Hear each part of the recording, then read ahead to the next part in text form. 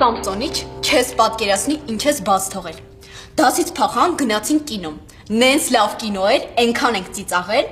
Հետո գնացինք 12D ատրակցիոն։ Հետո բատուտ գնացինք։ Հակոբը բատուտում ընկավ։ Այնքան ենք ծիծաղել ու վերջում մոլից դուրս գալուց Արամ Պետրին տեսանք։ Նենց թույն դեմք էր, նենց էլ անմիջական էր շփվում մեր հետ։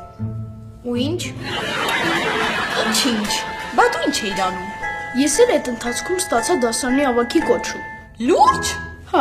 ընկեր Գինոսյան եկավ տեսավ, որ մենակ ես չեմ փախել դասից ու ինձ նշանակեց ավագ, նենց որ բռնվեք, էլ ոչ մի կինո, ոչ մի բատուտ, ոչ մի Արամ, ոչ մի Պետրի չի լինելու։ Աղջիմանե, ես դու դասից փախել ես։ Չէ, մամ ջան, ինչ դասից փախնել։ Ոնց չէ, դասղեկը տեր զանգել։ Մամ ջան, ես գնացել էի զուգարան, հետո հետ եկա դասարան, տեսնեմ դասարանում մարդ չկար։ Դե ես էլ հով մենակով դաս չի անելու։ Հետ եկա տուն։ Մի խափի, բա Արամ Պետրին։ Ինչ Արամ Պետրի։ Արամ Պետրին 2 ժամ առաջ իր Instagram-ի էջում նկար էր գցել ձեր դասարանի հետ։ Դրան ինչ կասես։ Հա, մանե։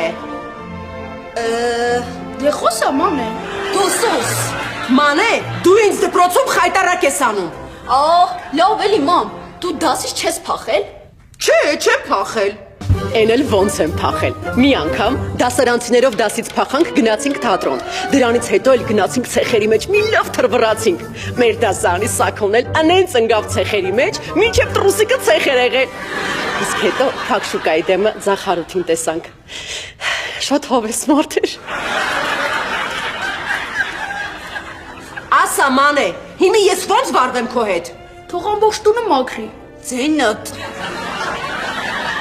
Ճիշտ ես ասում, Սամսոնիչ։ Լավ էլի մամ։ Վերջ մանե, որոշված է, ամբողջ տունը մաքրում ես։